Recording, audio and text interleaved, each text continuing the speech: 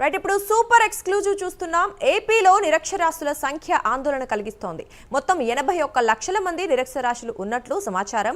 ఈ వివరాలను చూసి విద్యాశాఖ మంత్రి నారా లోకేష్ షాక్ అయ్యారు. గత ప్రభుత్వాల తప్పిదాలతో నిరక్షరాస్యత శాతం పెరగటంతో షాకింగ్ డెసిషన్ తీసుకున్నారు. రాష్ట్రంలో వయోజన విద్యా మిషన్ ప్రారంభించాలని నిర్ణయించారు. అక్షరాస్యత శాతాన్ని పెంచేలా చర్యలకు సిద్ధమయ్యారు. ఇప్పటికే ఉల్లాస్ పేరు మీద కేంద్ర ప్రభుత్వం ఓ ప్రత్యేక కార్యక్రమం చేస్తోంది. నిరక్షరాస్యులను గ్రామ స్థాయిలోనే గుర్తించి చర్యలు తీసుకోవాలని ఆదేశించారు.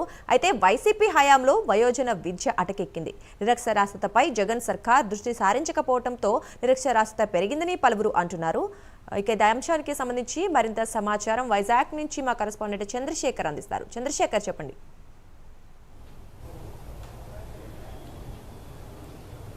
రైట్ దుర్గా, చూసుకుంటే రాష్ట్ర వ్యాప్తంగా కూడా దాదాపు 81 లక్షల పైచీలకు మంది నిరక్షరాస్యులు ఉన్నట్లుగా కూడా ఇప్పటికే ఏపీ ప్రభుత్వం అయితే గుర్తించిన పరిస్థితి అయితే కనిపిస్తుంది. ప్రధానంగా చూసుకుంటే గత 5 ఏళ్లలో కూడా నిరక్షరాస్యత అనేది ఎక్కువగా పెరిగినట్లు తెలుస్తుంది. ముఖ్యంగా ఏదైతే వయోజన విద్య అయినటువంటి అంశం ఏదైతే ఉందో అంశం పైన గత 5 ఏళ్ల పాలనలో వైఎస్ఆర్ కాంగ్రెస్ పార్టీ కానీ లేకపోతే మాజీ ముఖ్యమంత్రి జగన్మోహన్ రెడ్డి దృష్టి సారించకపోవడంతో ఇది మరింత ఎక్కువగా ఉన్నట్లుగా తెలుస్తుంది. అయితే దీనిపైన ఇప్పటికే ఆందోళనకరమైనటువంటి పరిస్థితులు ఉన్నటువంటి నేపథ్యంలో ఇప్పటికే రాష్ట్ర విద్యాశాఖ మంత్రి నారా లోకేష్ కూడా పూర్తిగా దీనిపైన ఒక డెసిషన్కి వచ్చినట్టుగా తెలుస్తుంది. ముఖ్యంగా ఏదైతే వయోజన విద్య అనేది ఏదైతే ఉందో వయోజన విద్యని మరలా ప్రవేశపెట్టేందుకైతే నారా లోకేష్ ఇప్పటికే ఆదేశాలు జారీ చేసినట్లు తెలుస్తుంది. ముఖ్యంగా చూసుకుంటే ఏదైతే ఆ పల్లెల్లో కానీ గ్రామాల్లో కానీ లేకపోతే చిన్న చిన్న పట్టణాలు ఏవైతే ఉన్నాయో ఈ ప్రాంతాల్లో ఎక్కువ శాతం కూడా కూలి పనులు చేసుకునేటటువంటి వారంతా కూడా ఉంటారు. అయితే వీళ్ళకి సంబంధించినటువంటి నిరక్షరాస్యత ఎక్కువగా పెరిగిపోతుందని చెప్పుకోవాలి. ముఖ్యంగా చూసుకుంటే అక్కడ ఉన్నటువంటి పేద వర్గాలకు సంబంధించిన వారు ఎవరైతే ఉంటారో ప్రతి ఒక్కరికి కూడా విద్య అందించేందుకు ఇప్పటికే ఏపీ ప్రభుత్వం అయితే ముందుకు వెళ్తున్నటువంటి పరిస్థితి కనిపిస్తుంది. ముఖ్యంగా చూసుకుంటే ఏదైతే ప్రభుత్వ విద్య ఏదైతే ఉందో ప్రభుత్వ విద్య అందించాలనే దిశగా కూడా అడుగులు వేస్తున్నటువంటి నేపథ్యంలో దీనికి సంబంధించినటువంటి అంశాలు ఏవైతే ఉంటాయో ఈ అంశాలపైన పూర్తిగా కూడా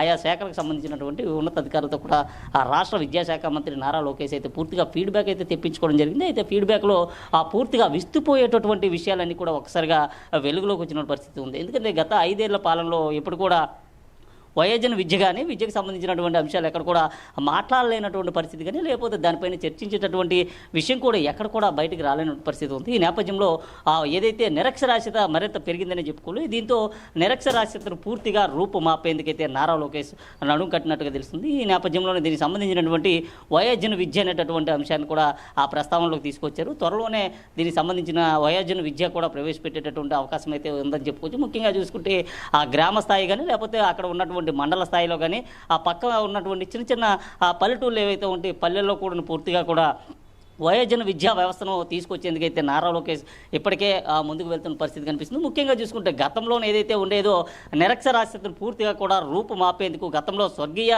నందమూరి తారక రామారావు పెట్టినటువంటి అక్షర క్రాంతి అనేటటువంటిది పూర్తిగా కూడా ఆ వయోజన ఏదైతే నిరక్షరాస్యత కలిగినటువంటి వారు ఎవరైతే ఉంటారో గ్రామాల్లో ఉండేటటువంటి ఆ కూలీలు కానివ్వండి రైతులు కానీ లేకపోతే మరికొంతమంది వీళ్ళందరికీ కూడా అక్షరాస్యతను పెంచే దిశగా కూడా అడుగులు వేసినటువంటి పరిస్థితి ఉంది. గతంలో చూసుకుంటే ఆ 99 దాదాపు 97, 98, 99 ఈ సమయంలో పూర్తిగా కూడా అక్షర క్రాంతి అన్నటువంటి ఆ వయోజన విద్య ఏదైతే ఉండేదో వయోజన విద్యను కూడా తీసుకొని వచ్చారో అక్షర క్రాంతి ద్వారా పల్లెల్లో ఉండేటటువంటి వారందరికీ కూడా ఆ విద్య నేర్పించిన పరిస్థితి ఉంది. ముఖ్యంగా దాన్ని రాత్రిపూట బడులు కూడా అనేవాళ్ళు. దాదాపు 4-5 గంటల పాటు కూడా అక్కడ ఉన్నటువంటి ఆ పేదవారికి కానీ అలాగే అక్కడ ఉన్నటువంటి ఎవరైతే వ్యవసాయ కూలీలు ఉంటారో వ్యవసాయ కూలీలు కానీ లేకపోతే ఇతర వారందరికీ కూడా నిరక్షరాస్యత కలిగినటువంటి వారందరికీ కూడా అక్షర క్రాంతి ద్వారా కూడా విద్యను అయితే అందించేవారు. ఆ దిశగా కూడా నారా లోకేష్ అయితే ముందుకు వెళ్తున్నారని చెప్పుకోవచ్చు. ముఖ్యంగా చూసుకుంటే తాత బాటలోనే మనవడు ముందుకు వెళ్తున్నటువంటి పరిస్థితి అయితే ప్రస్తుతం ఏపీ రాష్ట్రంలో కనిపిస్తుంది. అయితే ఇప్పటివరకు దాదాపు 81 లక్షల మంది అయితే ఆ లెక్కల్లోకి వచ్చిన పరిస్థితి ఉంది. లెక్కల్లోకి రానటువంటి మరికొంతమంది కూడా ఉన్నారు. దీనిపైన పోయినటువంటి నారాలోకి పూర్తిగా ఏపీ రాష్ట్రాన్ని నిరక్షరత ఏదైతే నిరక్షర ఏదైతే కలిగి ఉందో దీన్ని పూర్తిగా కూడా ఆ రూపుమాపే దిశగా కూడా ఆయన అయితే ముందుకు అడుగులు వేస్తున్నారు. ఈ నేపథ్యంలోనే ఆ రాష్ట్రంలో వయోజన విద్య ప్రవేశపెట్టేందుకు కూడా ఇప్పటికే ముందుకు వెళ్తున్న పరిస్థితి ఉంది. దీనికి సంబంధించినటువంటి అన్ని విషయాలను కూడా ఆ విద్యాశాఖకు సంబంధించినటువంటి అధికారులతో ఇప్పటికే ఆ నారా లోకేష్ అయితే మాట్లాడినటువంటి పరిస్థితి కనిపిస్తుంది. గతంలో చూసుకుంటే ఏదైతే నిరక్షరాస్యత ఏదైతే ఉందో దీనికి సంబంధించినటువంటి అంశాలను కూడా వైఎస్ఆర్ కాంగ్రెస్ పార్టీ కానీ లేకపోతే దానికి సంబంధించినటువంటి అధికారులు కానీ గతంలో ఉన్నటువంటి విద్యాశాఖ అధికారులు కానీ ఎవరు కూడా మాట్లాడలేనటువంటి పరిస్థితి ఉంది. ఈ నేపథ్యంలో ఇవన్నీ కూడా పూర్తిగా ఒకసారిగా విస్మయానికి గురి చేసినటువంటి నేపథ్యంలో ఆ రాష్ట్ర విద్యాశాఖ మంత్రి కూడా ఈ నిర్ణయాన్ని తీసుకుని ఉన్నాడు. త్వరలోనే ఆయన దీనికి సంబంధించిన నిర్ణయాన్ని కూడా ఆ రాష్ట్ర వ్యాప్తంగా కూడా తెలియపరిచేటటువంటి అంశం ఏదైతే ఉందో, పూర్తిగా కూడా మరలా వయోజన విద్యను అయితే తీసుకొని వచ్చి నిరక్షరాస్యత ఏదైతే ఉందో దాన్ని పూర్తిగా రూపుమాపే దిశగా కూడా ఆయన అడుగులు వేసేటటువంటి పరిస్థితి అయితే కనిపిస్తుంది. Durga, right, thank you Chandrasekhar.